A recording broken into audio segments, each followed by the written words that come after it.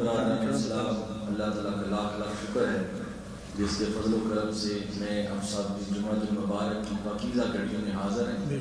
اللہ تعالیٰ سے دعا ہے کہ اللہ تعالیٰ میری آپ سب کی حاضری قبول فرمائے اور جو سنے سنائے اس پر ہم سب کو عمل کرنے کی توفیق عطا فرمائے۔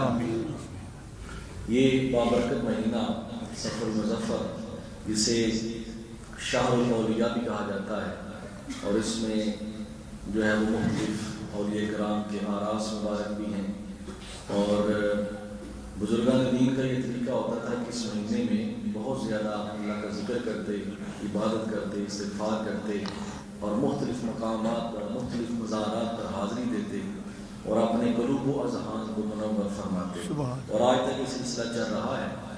تو اسی حوالے سے میں نے ایک آیت کریمہ جس میں اللہ رب العزت نے اپنے بندوں کی عظمت و شان کو بیان کیا ہے، کیونکہ میرا یہ جی چاہتا ہے کہ اس سفر کے مہینے میں ایسے بیان کی جائیں جس میں اصلاح ہو، اللہ تعالیٰ کی طرف دل مائل ہو، اس کے رسول کی محبت پیدا ہو۔ اور ظاہر ہے جمعے میں ہمارا یہ مقصد ہی ہوتا ہے آدھے پونے گھنٹے میں کہ اس میں کوئی کفر کے فتوے نہ لگائے جائیں یا کوئی ایسی بیجا سخت تقریر نہ ہو کہ جس سے دل میں سختی پیدا ہو جائے، بلکہ مقصد ہمارا یہ ہے ہوتا ہے جو حضور اللہ شاہ صاحب رحمۃ اللہ تعالیٰ فرمایا تھا کہ دل اللہ کے رسول اللہ کی طرف مائل ہو اور دل میں محبت مصطفیٰ سبحان اللہ سبحان اللہ سبحان اللہ لیتے ہیں تو جمعے کا حق بھی پورا ہو جاتا ہے۔ آج ہوتا یہ ہے کہ ساری رات محافل بھی ہوتی ہیں، پروگرام بھی ہوتے ہیں، لیکن پلے کچھ نہیں پڑتا۔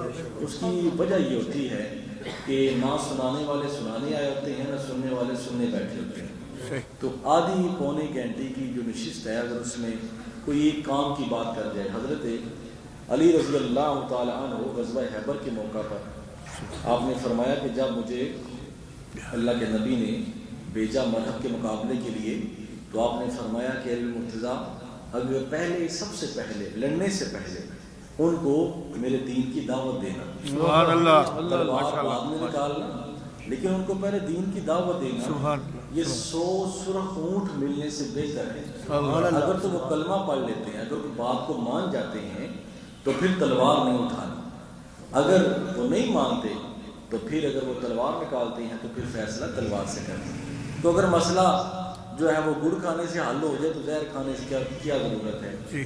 اگر اس مختصر سی نشست میں ہمیں تھوڑی بہت بات سمجھ آ جاتی ہے تو میں سمجھتا ہوں کہ ہمارا مقصد پورا ہو گیا۔ کوشش یہ ہوتی ہے کہ فضائل بھی ہوں، مسائل بھی ہوں اور ایسے معاملات کو ذکر کیا جائے تاکہ اس تھوڑے سے وقت میں ہم کوئی اپنی جھولی میں اللہ اس کے رسول کی بات لے کر جائیں۔ سبحان اللہ۔ ایسا نہ ہو کہ شروع میں بھی شعلے ہیں، آخر میں بھی شعلے ہیں، درمیان میں بھی شعلے ہیں، جب بندہ اٹھائے تو آگ لگی ہوئی، ایسا نہ ہو۔ شروع میں محبت ہو، درمیان میں محبت ہو، آخر میں محبت ہو، جب بندہ جائے تو اس کا ذہن صاف ہو۔ ہمارا دین کیا کہتا ہے، ہمارا جو ہے وہ حضور نے ہمیں کیا پیغام دیا ہے، فرمایا مرتضیٰ 100 اونٹ ملنے سے بہتر ہے کہ تمہارے کہنے پر ایک بندہ کلمہ پڑھ لے۔ تو میں نے اسی جو ہے وہ حوالے سے ایک آیت کریمہ اصلاحی طور پر وہ میں نے لکھی ہے، آپ کے سامنے پڑھی ہے۔ اللہ تعالیٰ شاہ فرماتی ہے یثبت اللہ الذین آمنوا بالقول الثابت، اللہ تعالیٰ اپنے بندوں کو ثابت قدم رکھتا ہے، اللہ تعالیٰ اپنے بندوں کو ثابت قدم رکھتا ہے بالقول الثابت، قول ثابت کے ساتھ، فی الحیات دنیا و فی الآخرہ، اس دنیا میں بھی اور آخرت میں بھی، اس دنیا میں بھی اور آخرت میں بھی۔ فرمایا اللہ تعالیٰ اپنے بندوں کو ثابت قدم رکھتا ہے قول ثابت کے ساتھ۔ اب اس میں محدثین نے مفسرین نے بڑی خوبصورت بحث فرمائی ہے، وہ فرماتے ہیں کہ اللہ تعالیٰ ہی ثابت قدم رکھتا ہے بندے کو ایمان پر اس دنیا میں بھی اور آخرت میں بھی، کس وجہ سے؟ جب وہ اپنے قول پر ثابت ہوتا ہے، جب وہ اپنے قول پر ثابت ہوتا ہے۔ یہاں اکثر مفسرین نے بالقول ثابت، قول ثابت سے مراد کلمہ شریف لیا ہے۔ جس بندے نے صدق دل سے کلمہ پڑھ لیا ہے اللہ تعالیٰ اس کے ایمان کی حفاظت فرماتے ہیں۔ سبحان اللہ۔ اس دنیا میں بھی، فی الحیات دنیا و فی الآخرہ، اس دنیا میں بھی اور آخرت میں بھی، یعنی اس بندے کا جو ہے وہ نہ یہاں تذلیل ہوتی ہے نہ آگے تذلیل ہوتی ہے، تو اللہ تعالیٰ اس کے ایمان کو سنبھال کے رکھتے ہیں جو سچے دل سے کلمہ پڑھ لیتا ہے، جو سچے دل سے کلمہ پڑھ لیتا ہے۔ اور آپ تاریخ اٹھا کر دیکھ لیں، اللہ کے وہ بندے جنہوں نے کلمہ بھی پڑھا اور اس کا حق بھی ادا کیا، اللہ تعالیٰ نے ان کی عزت و ناموس کو آج تک سنبھالا ہوا۔ سبحان اللہ۔ قیامت تک وہ جو ہے وہ اسی کی تحفظ میں رہیں گے۔ کوئی لاکھ جو ہے ان کی توہین کرے، کوئی لاکھ ان پر اعتراض کرے، لیکن اللہ تعالیٰ ان کو ثابت قدم رکھتے ہیں، دنیا میں بھی اور آخرت میں بھی۔ تو یہاں قول صحابہ سے جو اکثر مفسرین نے معنی اخذ کیا ہے، اس سے مراد کلمہ طیبہ ہے، لا الہ الا اللہ محمد رسول اللہ۔ حضرت عثمان غنی رضی اللہ تعالی عنہ آپ حضور کے وصال کے بعد بڑا رو رہے تھے، تو سیدنا صدیق اکبر رضی اللہ تعالیٰ عنہ آپ نے فرمایا عثمان آپ اتنا پریشان کیوں ہوتے ہیں؟ فرمایا میں نے ابھی اللہ کے نبی سے ایک بات پوچھنی تھی کہ ہمیں نجات کیسے مل سکتی ہے؟ تو سیدنا صدیق اکبر رضی اللہ تعالیٰ عنہ نے ارشاد فرمایا اے عثمان میں نے وہ بات پوچھی تھی کہ یا رسول اللہ ہماری نجات کس میں ہے؟ تو آپ نے فرمایا کہ جس نے سچے دل سے کلمہ پڑھ لیا سبحان اللہ اسی کے لیے نجات ہے۔ نعرہ تکبیر، نعرہ رسالت، نعرہ حیدری۔ جس نے سچے دل سے کلمہ پڑھ لیا، من قال لا الہ الا اللہ محمد رسول صدقا بالقلب، سچے دل کے ساتھ کلمہ پڑھ لیا، اس میں اس کی نجات ہے۔ میں نے حضور سے سوال کیا، اب جب یہ بات ہو گئی اور حضور نبی پاک صلی اللہ علیہ وآلہ وسلم نے یہ بھی فرمایا ہے کہ لا الہ الا اللہ محمد رسول اللہ مفتاح الجنت ہے، فرمایا کہ یہ کلمہ جو ہے یہ جنت کی چابیاں ہیں، جنت کی چابیاں ہیں۔ حضور کے ایک صحابی تھے حضرت ابی بن کعب، ان سے کسی نے پوچھا کہ کیا تم نے حضور علیہ الصلوۃ والسلام کا یہ فرمان سنا ہے کہ الکلمۃ الطیبۃ مفتاح الجنہ، فرمایا کہ کلمہ طیبہ یہ جنت کی چابیاں، حضور سے یہ تم نے سنا ہے؟ تو حضرت ابی بن کعب یہ قاری تھے، حافظ قرآن تھے، اور یہ وہ قاری ہیں، یہ وہ ہستیاں ہیں حضرت ابی بن کعب کہ ان کو حضور نے فرمایا تھا کہ مجھے قرآن پاک سناؤ، سبحان اللہ سبحان اللہ سبحان اللہ۔ سناؤ۔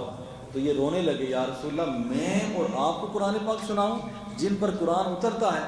تو آپ نے فرمایا میرا بھی جی چاہتا ہے کہ میں کسی سے قرآن سنوں۔ حضرت عبداللہ بن مسعود کو فرمایا مجھ سے قرآن پاک سنو، تو حضرت عبداللہ بن مسعود نے فرمایا یا رسول اللہ میں اور آپ سے قرآن سنوں؟ فرمایا میرا بھی جی چاہتا ہے میں کسی کو سناؤں۔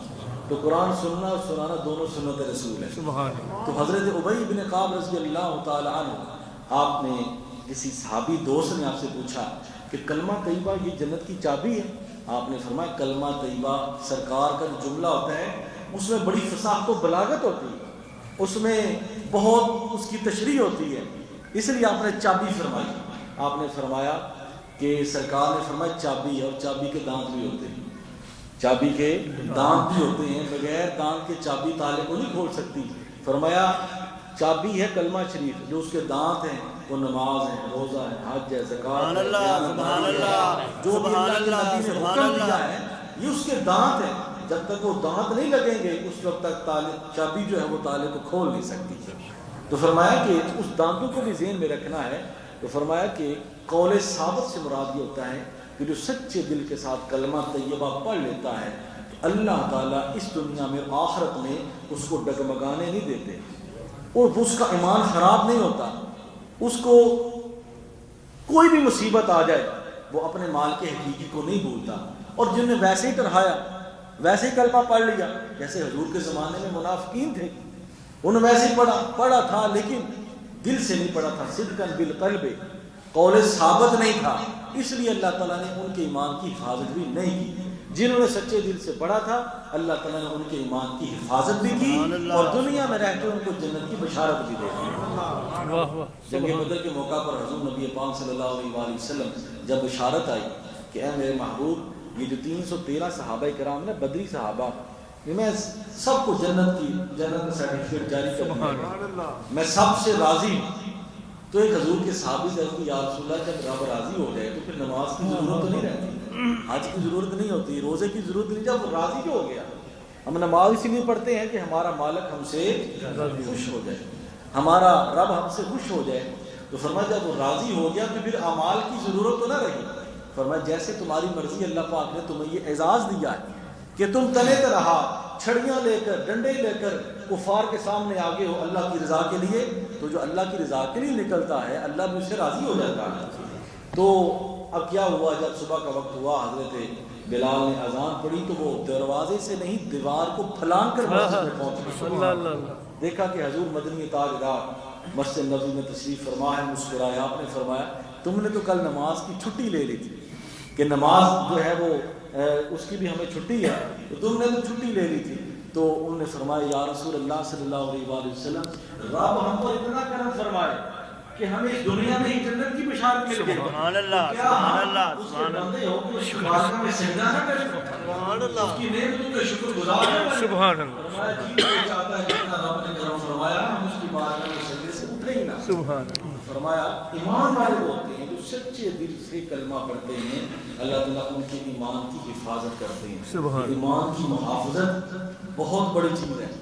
حضور نے فرمایا ایک ایسا زمانہ ہے کہ بندہ صبح مومن ہوگا شام کو کافر ہو جائے گا، شام کو مومن ہوگا صبح کافر ہو جائے گا.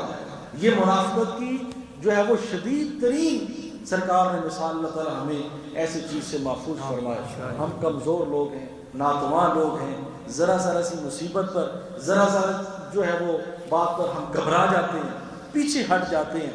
لیکن یہ سرکار کا کرم ہے کہ اللہ تعالیٰ پھر کوئی آسرا سبب پیدا فرماتے ہیں اور ہم پھر واپس اپنی اصل پر آ جاتے ہیں، اپنی اصل پر آ جاتے ہیں. تو کلمہ طیبہ حضور نبی پاک صلی اللہ علیہ وآلہ وسلم نے، بعض لوگ ایسا کرتے ہیں، ہم ایک رواج سے پڑ گیا ہے کہ ہم سارے وظیفے کرتے ہیں لیکن کلمہ طیبہ جو وہ پڑھ لیا پتہ ہے اس کو بھی دہرایا کریں.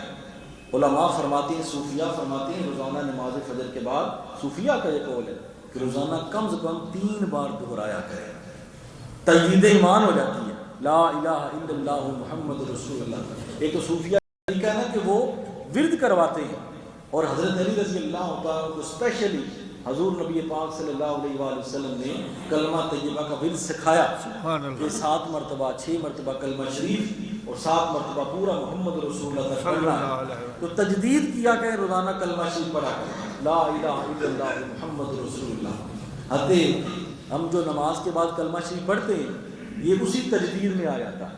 بعض لوگ کہتے ہیں کہ نماز کے بعد بلند آواز سے ذکر کرنا یہ کہاں لکھا ہے. میں اگلے دن حضور کا فرمان پڑھ رہا تھا، مشکات شریف نے ترمذی اور بخاری کے حوالے سے لکھا ہے. حضرت عبداللہ بن عباس فرماتے ہیں کہ جب کبھی ہم نماز سے لیٹ ہو جاتے تو میں جا رہا ہوتا تو مجھے پتہ چل جاتا کہ نماز ختم ہو چکی ہے، کیونکہ حضور کے صحابہ نماز کے بعد بلند آواز میں ذکر کرتے ہیں. سبحان اللہ، سبحان اللہ، بلند آواز سے ذکر کرتے ہیں. اور ایک اور روایت میں آتا ہے کہ ہم تو صرف کلمہ شریف پڑھتے ہیں نا، لا الہ الا اللہ. حضور نبی پاک صلی اللہ علیہ وآلہ وسلم کلمہ شریف کو لمبا کر کے پڑھتے تھے، اللہ تعالیٰ کی اور عظمت و شان بیان کرتے تھے، اور بلند آواز سے حضور کا ذکر کرتے تھے نماز کے بعد، فرض نماز کے بعد. بھی سنتے باہر پڑھیں، ہیلو باہر پڑھنا سنتے، باہر پڑھیں، سنتے پڑھنے کا ٹائم دیا جاتا ہے، باہر پڑھیں، دروشی پڑھیں. السلام علیکم.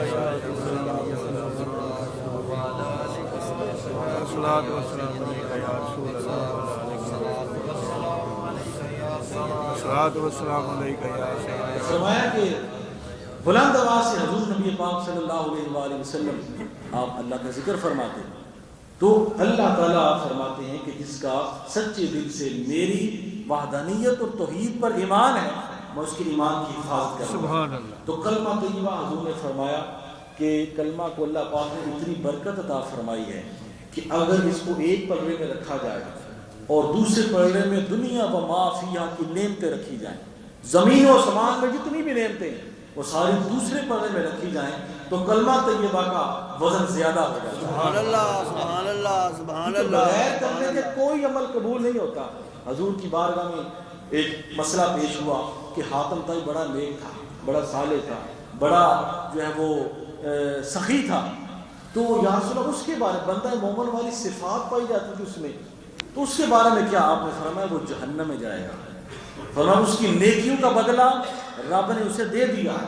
یا رسول اللہ وجہ فرمایا اس نے مجھ پر ایمان نہیں لایا، اس نے کلمہ نہیں پڑھا، اس نے کلمہ نہیں پڑھا، اس لیے اس کی ساری نیکیوں کا اجر اسے دنیا میں دے دیا گیا۔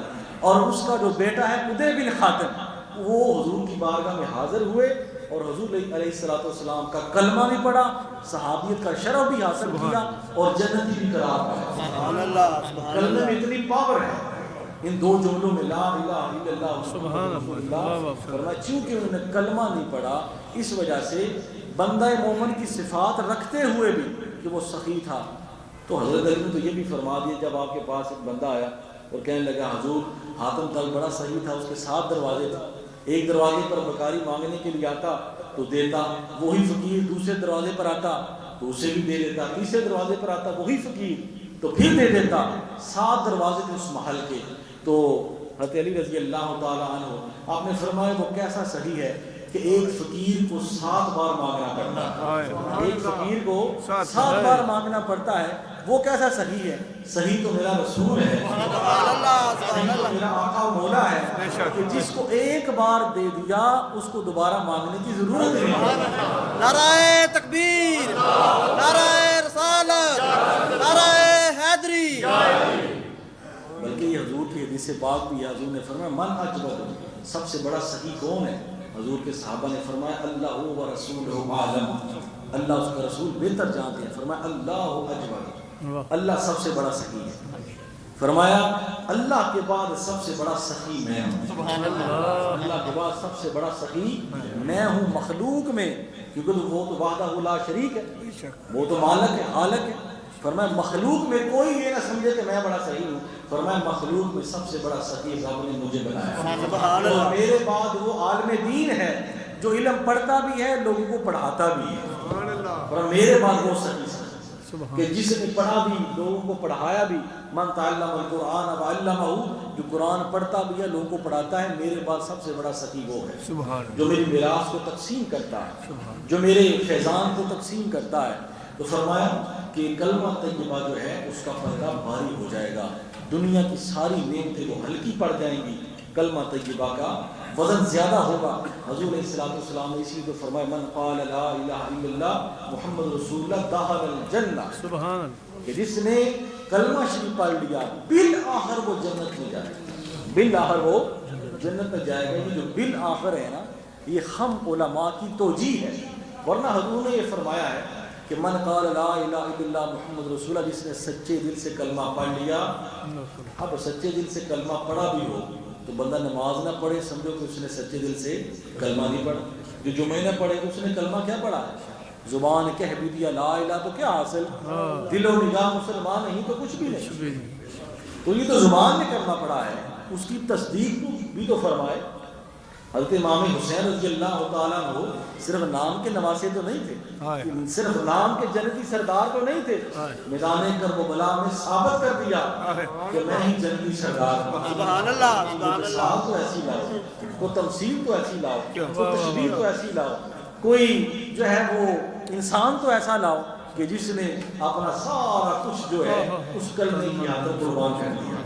فرمایا کہ علامہ اقبال فرماتے ہیں خانقاہ سے نکل کر رسم شبیری ادا کرنا یہ کلمے کا تقاضا ہے، لیکن یہ نہ ہو کہ ہم مسجد میں تو ذکر کرتے رہیں، جب وقت آئے تو سارے اپنی اپنی فکر کرتے ہوئے بھاگ جائیں۔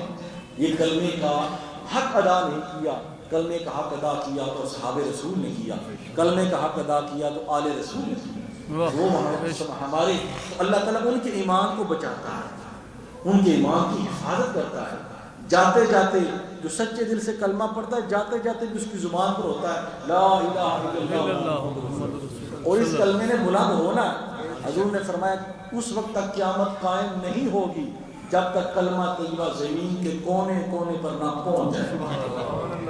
آپ تو اسرائیل کی پارلیمنٹ میں بھی ایک مسلمان نے اذان پڑھ دی، سبحان اللہ، سبحان اللہ، سبحان اللہ۔ میں کل دیکھا تو میرا ایمان تازہ ہو گیا، میں نے کہا واقعی تو وحدہ لا شریک ہے، تو ہی اپنے کلمے کا محافظ ہے، تو نے سرکار کی امت کو پھیلانا ہے، اسلام کو پھیلانا ہے۔ انہوں نے ایک قانون پاس کیا کہ مسجد میں اذان جو ہے وہ نہیں ہوگی، اذان نہیں دے سکتے، تو 5 منٹ کے لیے ایک مسلمان پارلیمنٹیرین تھا، اس نے کیا کیا کہ 5 منٹ مجھے ملے ہیں، انہوں نے آج ہی اذان کو بند کیا ہے پارلیمنٹ میں، میں آج ہی اس پارلیمنٹ میں اذان دوں گا. شور ہوتا رہا, لوگ جو ہے آپس سے وہ اپنی بکواسات کرتے رہے, لیکن اس نے بڑے پیارے آواز میں اللہ اکبر کی صدا کو بلند کیا اور یہ بتا دیا کہ اسلام آخر پھیلنا ہے. کہ پارلیمنٹ میں اذان ہو گئی جہاں سے کفر ہی کفر نکلتا ہے. دوستو یہ کلمہ طیبہ جو ہے اس نے پھیلنا ہے, نکلنا ہے. اس کا ذکر کیا کریں, لا الہ الا اللہ محمد رسول اللہ. روزانہ 3 بار صبح پڑھا کریں, رات کو سونے سے پہلے پڑھا کریں. ہو سکتا ہے صبح آئے نہ آئے, رات آئے نہ آئے, اس لیے عہد کر کے سویا کریں, یا اللہ جس کلمے پر میں جاگ رہا ہوں اسی کلمے میں میرا اختتام فرمانا. جس کلمے پر میں سو رہا ہوں اسی کلمے پر میرا اختتام فرمانا. دنیا میں ثابت کرنے میں کیا ہے, دنیا میں اللہ تعالیٰ اس کے ایمان کی حفاظت فرماتے ہیں. حضرت یوسف علیہ السلام بڑا مشکل وقت آ گیا, زلیخا نے جب گھیر لیا عالم دنیا میں, لیکن کیا ہوا, حضرت یوسف علیہ السلام اللہ کی بارگاہ میں, یا اللہ تیرا کلمہ میرے دل میں ہے, سچے دل سے کلمہ پڑھا ہے, اسی کلمے سے کنویں سے نکالا ہے, اسی کلمے کی برکت سے تو نے مجھے مصر میں جو ہے وہ بادشاہ بنا دیا ہے. تو فرمایا کہ یا اللہ میرا کلمہ تیرے دل میں ہے, میں اس کی حفاظت لیے بیٹھا ہوں. تو اللہ پاک نے فرمایا ہم بھی دنیا میں آپ کو ذلیل نہیں کریں گے, آپ کے ایمان کی حفاظت فرمائیں گے. فرمایا یوسف علیہ السلام کیا چاہتے ہو, یا اللہ میری چادر بڑی سفید ہے, نبوت کی چادر ہے, رسالت کی چادر ہے, یا اللہ مجھے اس کے شر سے محفوظ رہا, لیکن 7 دروازے ہیں, ساتوں دروازے بند ہیں, تالا لگا ہوا ہے. اللہ پاک نے فرمایا کیونکہ آپ قول ثابت رکھتے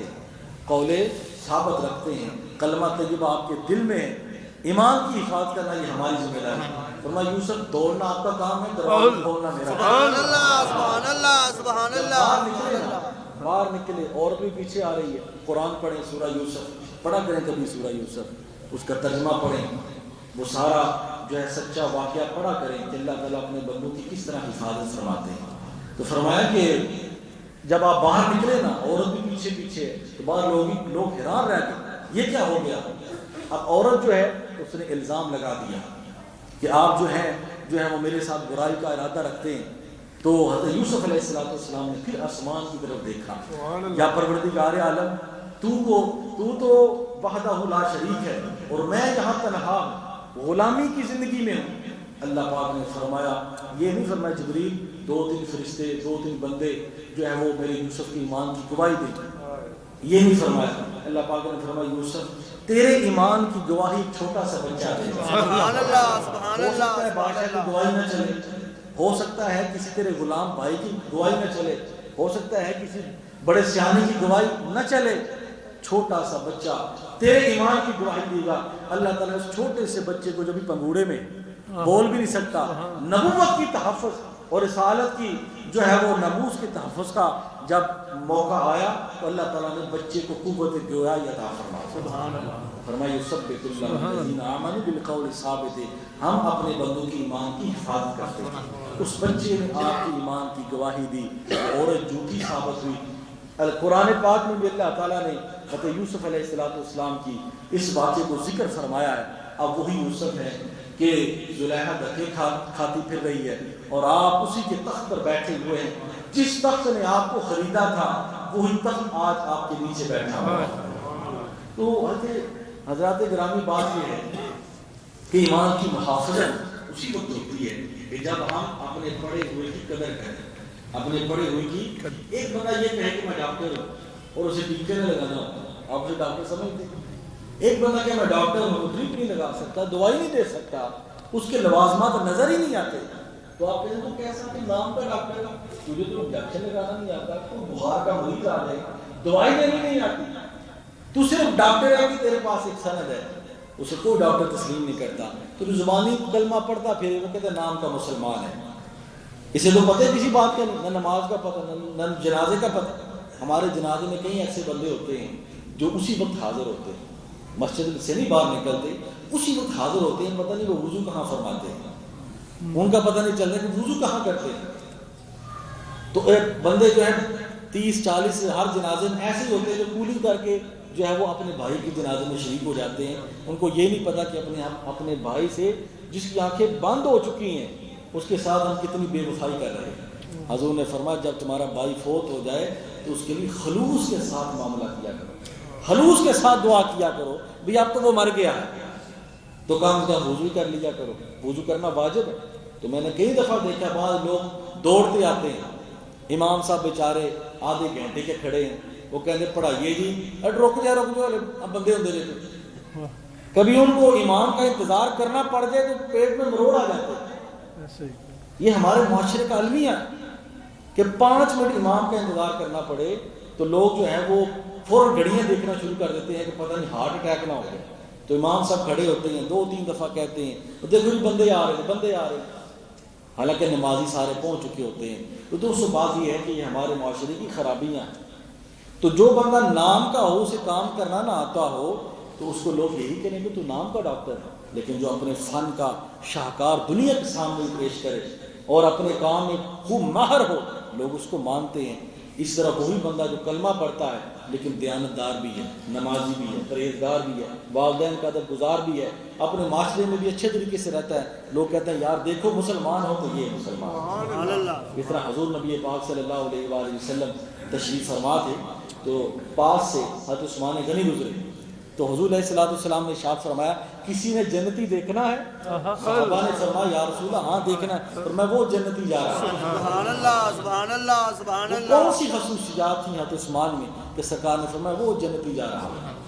عبداللہ بن ابی منافق کو نہیں کہا نا کلمہ وہی پڑھتا ہے، اس کو نہیں فرمایا کہ تو جنتی ہے یا وہ دیکھو جنتی جا رہا ہے. ابو بکر گزرتے فرمایا وہ جنتی جا رہا ہے، عثمان گزرتے، بلال گزرتے، صہیب گزرتے، حضرت عمار گزرتے، فرمایا دیکھو جنتی دیکھنا ہے تو یہ بندہ ہے.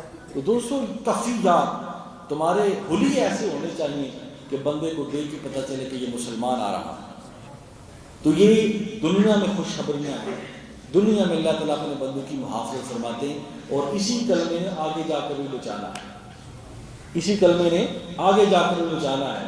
اگلے جب بندہ قبر میں جائے گا تو یہی کلمہ نور بن کر کھڑا ہو جائے گا، محافظ بن کر کھڑا ہو جائے گا. یہاں بڑی پیاری ایک حدیث پاک حضرت عمر فاروق رضی اللہ تعالیٰ عنہ آپ حضور کی بارگاہ میں حاضر ہوئے، عرض کی یا رسول اللہ صلی اللہ علیہ وآلہ وسلم ہمیں تو جنت کی بشارتیں آپ نے عطا فرما دی، دنیا میں آپ نے کرم فرمایا ہے اور آپ کے صدقے ہی سارا کچھ ہے. یا رسول اللہ میری قبر میں بھی منکر نکیر آئیں گے، مجھ سے سوال کریں گے آ کے؟ تو حضور نے فرمایا ہاں تیری قبر میں منکر نکیر آئیں گے. حضور قبر کے حالات بتا رہے ہیں. سبحان اللہ سبحان اللہ سبحان اللہ سبحان اللہ. قبر کے حالات بتا رہے ہیں. یہ ان لوگوں کے لیے ہیں کہ جو کہتے ہیں کہ اللہ کے نبی کو پتہ ہی نہیں. حضور قبر کے حالات بتا رہے ہیں. فرمایا ہاں تم سے بھی پوچھا جائے گا. تو ہوگا ایسا کہ جب وہ تم سے پوچھیں گے نا من ربوں کا، تو تو ان سے آگے یہ کہے گا، وہ پوچھیں گے تیرا رب کون ہے، تو ان سے کہے گا کہ تمہارا رب کون ہے. جواب نہیں دے گا. یہ ہے یثبت اللہ الذین آمنوا بالقول الثابت فی الحیات الدنیا وفی الآخرہ. آخرت میں بھی اللہ تعالیٰ اپنے بندوں کی لاج رکھتے ہیں، انہیں مقام دیتے ہیں. فرمایا تو کہے گا کہ تمہارا رب کون ہے، وہ کہیں گے کہ تمہارا دین کیا ہے، تو تو ان کو جواب دے گا کہ تمہارا دین کیا ہے. اور جب میرے متعلق سوال کیا جائے گا کہ اس ہستی پاک کے بارے میں تم کیا کہا کرتے تھے، تو تو ان کو جواب دے گا کہ تم ان ہستی کے بارے میں کیا کہتے تھے. تو وہ چلے جائیں گے اور اللہ کی بارگاہ میں جا کر کہیں گے یا اللہ ہمیں عمر کے پاس سوال کرنے کے لیے بھیجا ہے یا جواب دینے کے لیے بھیجا ہے. پھر وہ تیری قبر میں نہیں آئیں گے. تمہیں مبارک ہو، اللہ تعالیٰ قبر میں تیری اس طرح حوصلہ افزائی فرمائے، اس طرح حوصلہ افزائی فرمائے. یہ ہے آخرت کی عنایات، یہ ہے قبر کی عنایات کہ اللہ تعالیٰ اپنے بندوں کو یہ. اور حدیث میں آتا ہے حضور علیہ الصلوۃ والسلام نے ارشاد فرمایا جب بندہ مومن قبر میں جاتا ہے فرشتے آتے ہیں تو اسے عصر کا وقت دکھائی دیتا ہے. عصر کی نماز کی حفاظت کیا کرو، نمازوں سے غافل نہ ہو جایا کرو. عصر کی نماز کی حفاظت کیا کرو، 5 وقت نماز پڑھا کرو. لیکن صلاۃ وسطیٰ جس کو قرآن پاک نے درمیانی نماز کہا ہے، نماز عصر، اس کی بالخصوص حفاظت کیا کرو. جب بندہ مومن قبر میں جاتا ہے تو وقت عصر دکھایا جاتا ہے تو فرشتے اس کے پاس سوال کرنے کے لیے آتے ہیں. تو فرماتے ہیں کہ بندہ مومن کہتا ہے چھوڑ دو مجھے، پہلے مجھے عصر کی نماز پڑھنے دو، سبحان اللہ، پہلے مجھے عصر کی نماز پڑھنے دو. اب وہ جب بندہ مومن کا یہ سوال سنتے ہیں تو وہ چلے جاتے ہیں کہ تو پہلے ہی نمازی اور پرہیزگار ہے، تو آخرت میں بھی اللہ تعالیٰ اپنے بندوں کو مقام اور مرتبہ عطا فرماتے ہیں۔ لیکن ہو قول ثابت، ہو قول حضرت ابو ہریرہ رضی اللہ تعالیٰ عنہ، بخاری مسلم کی حدیث سے پاک ہے، وہ فرماتے ہیں کہ ایک مرتبہ سرکار ہم نے تشریف فرما تھے، اچانک اٹھ کر چلے گئے، تو فرماتے ہیں کہ میں سارے صحابہ کرام ڈر گئے، پتہ نہیں حضور علیہ الصلوۃ والسلام کہاں تشریف لے گئے ہیں، اور فرماتے ہیں سب سے پہلا میں ڈرنے والا شخص تھا کہ جو بہت زیادہ ڈر گیا کہ کہیں ہماری غیر موجودگی میں اللہ کے نبی کو کوئی کافر تکلیف نہ دے دے۔ میں دوڑتا ہوں آگے نکل گیا، آپ دوڑتے بڑا تیز تھے، باقی صحابہ پیچھے پیچھے، میں نے دیکھا کہ اب دوڑتے دوڑتے جہاں جہاں سے سرکار کی خوشبو آ رہی تھی وہاں میں جاتے ہوئے ایک باغ آ گیا بنو نجار کا، جو آج بھی مدینہ پاک میں موجود ہے۔ فرمایا چار دیواری ہے، مجھے نہیں سمجھ آتی کہ سرکار، مجھے محسوس ہوتا ہے کہ سرکار اندر تشریف فرما ہے، خوشبو جو آ رہی ہے، خوشبو آ رہی ہے، فرمایا مجھے پتہ لگ گیا سرکار اندر تشریف فرما ہے۔ تو میں نے دیکھا ایک چھوٹی سی نالی ہے، میں نالی میں لومڑی کی طرح جو ہے وہ اپنے آپ کو گھسیٹ کر اندر داخل ہوا، تو سرکار اپنی کفیت میں تھے، اپنے حال میں تھے۔ فرمایا ابو ہریرہ ہو؟ میں نے کہا لبیک یا رسول اللہ، یا رسول اللہ۔ ہر صحابی اللہ کے نبی کو یا رسول اللہ بے شک بے شک۔ میں نے آج تک جتنی بھی احادیث پڑھائی ہیں، جتنی بھی احادیث پڑھائی ہیں، مجھے 10-11 سال ہو گئے پڑھاتے، ہر صحابی نے یا رسول اللہ کہا۔ سبحان اللہ سبحان اللہ سبحان اللہ۔ ہر صحابی نے جنگ یمامہ کے موقع پر یا محمدہ کہا تھا، لیکن ہر صحابی کہتا ہے یا رسول اللہ۔ تو آپ نے فرمایا یا رسول اللہ میں ابو ہریرہ ہوں، تو فرمایا کہ یہ تم کیسا حال بنا لیا یا رسول اللہ، ہم ڈر گئے تھے کہ پتہ نہیں آپ کہاں چلے گئے، کوئی تکلیف نہ دے دے، کوئی مصیبت نہ آ جائے۔ تو حضور علیہ الصلوۃ والسلام نے فرمایا یہ دونوں میرے نالین لے جاؤ، اور دیوار کے باہر تمہیں جو بھی ملے وہ صدقے دل سے کلمہ پڑھنے والا ہو، صدقے دل سے کلمہ پڑھنے والا ہو، اس کو جنت کی بشارت دے دو، اسے جنت کی بشارت دے دو۔ علماء نے اس کفیت کا جو حال بیان کیا ہے اس کے لیے ایک علیحدہ تقریر کی ضرورت ہے کہ حضور نے نالین پاک تحفہ تن دی، فرمائے تحفہ لے جاؤ، یہ میری نشانی لے جاؤ۔ آپ نے اپنی چادر نہیں دی، اپنا امامہ شریف نہیں دیا، اور کوئی چیز عطا نہیں فرمائی، نالین عطا کی۔ سبحان اللہ سبحان اللہ۔ نالین پاک لے جاؤ، جو بھی کلمہ پڑھنے والا تمہیں ملے اسے جنت کی بشارت دے۔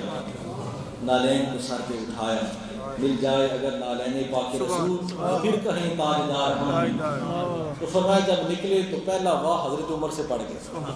فرماتے ہیں کہ حضور علیہ الصلوۃ والسلام نے یہ فرمایا، حضرت عمر فاروق رضی اللہ تعالیٰ عنہ چونکہ جلالی تھے، آپ نے فرمایا چلو میرے ساتھ حضور کے پاس۔ حضور علیہ الصلوۃ والسلام کی بارگاہ میں حاضر ہوئے، حضرت یا رسول اللہ آپ نے ایسا فرمایا ہے؟